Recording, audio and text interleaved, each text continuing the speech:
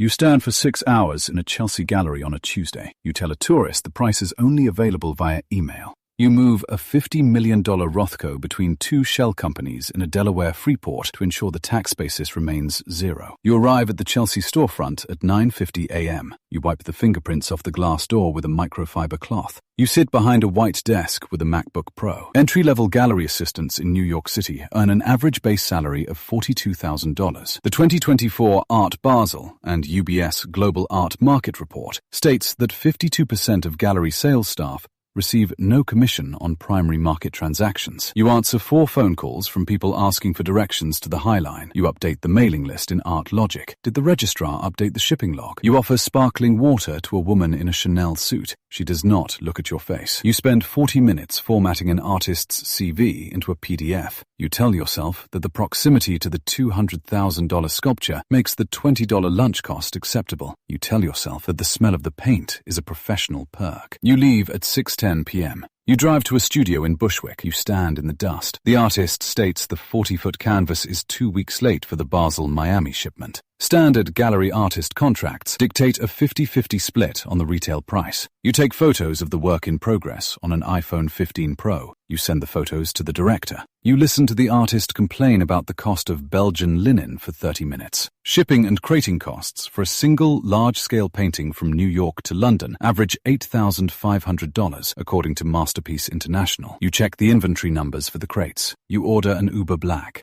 The car takes the artist to a dinner. You are not on the guest list. You tell yourself that managing an ego is just a more specialized form of inventory management. You tell yourself that being the person who answers the midnight text means you are essential. You stand in a 10 by 10 foot booth at the Armory Show. You recognize a hedge fund manager from a LinkedIn profile. You wait for him to stop talking to his wife. You mention the artist's upcoming solo show at the Hammer Museum. You print a pro forma invoice for $85,000. You collect the credit card for the 10% deposit. A 2025 survey by the Art Dealers Association of America shows that associate directors earn an average of 5% commission on sales they originate. The Art Basel Miami Beach Fair generated over $600 million in estimated sales in its most recent cycle. You mark the wall with a red dot. You send a text to the director confirming the sale. You drink a lukewarm espresso from a plastic cup. You tell yourself that you aren't selling a painting, you're selling a slot on a waiting list.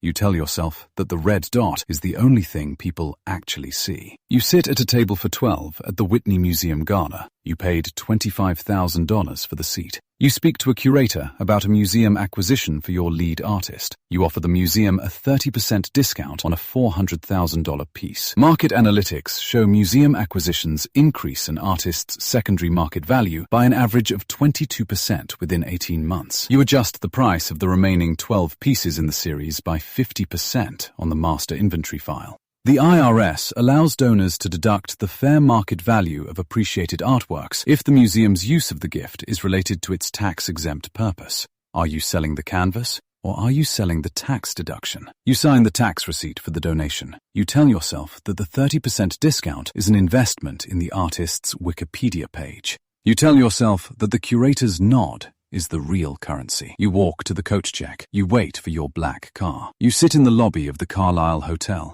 You hold an encrypted iPad. The screen displays a PDF of a Basquiat canvas. The painting has not appeared in public since 1994. You do not own the artwork. You know the family office that holds the title. You know the individual who wants the object. You state the asking price as $12 million.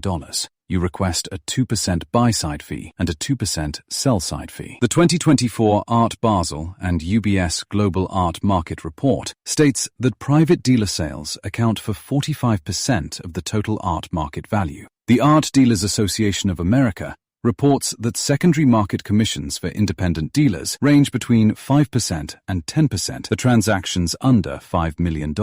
You wait for the buyer's attorney to call. You tell yourself that the lack of a storefront is a sign of extreme exclusivity. You tell yourself that being invisible is the highest form of status. You look at your watch. You order a second mineral water. You call the head of post-war art at Sotheby's, New York. You discuss the estimate for the upcoming evening sale. You agree to provide a third-party guarantee of $18 million. Third-party guarantees at major auction houses reached $1.2 billion in 2024. You ensure the work will not fail to sell. You take a seat in the third row. You bid on the work yourself. You drive the price to $22 million.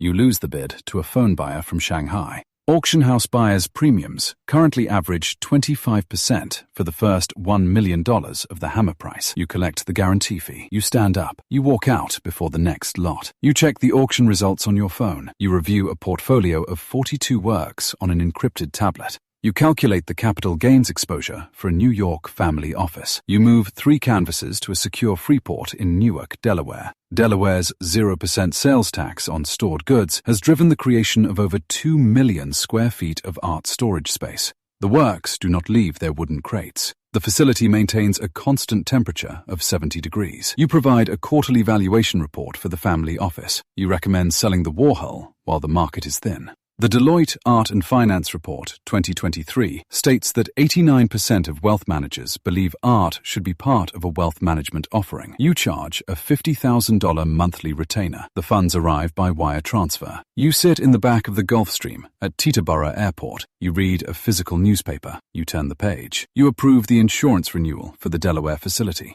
Morning arrives. You walk into the room. The foundation meeting ends at 4 p.m. You select the board members for the museum in Abu Dhabi. You review a list of names. You select the artist. The artist represents the United States at the Venice Biennale. You call the editor of a magazine in New York. You dictate a headline. You disconnect the call. The wire transfer for the $100 million triptych completes. A 2024 Art Basel report provides market data. 1% of dealers control 64% of market value by sales. A 2023 Deloitte report tracks wealth. Individuals with over $30 million in assets hold $2.1 trillion in art. You look at the wall. You pick up a pen. You sign the transfer for the building. You put the pen back in the drawer. A young woman in a sharp navy blazer walks into the lobby. She carries a grey microfiber cloth and a plastic bottle of blue glass cleaner. She stops at the heavy glass door. You watch her through the tinted window of the office.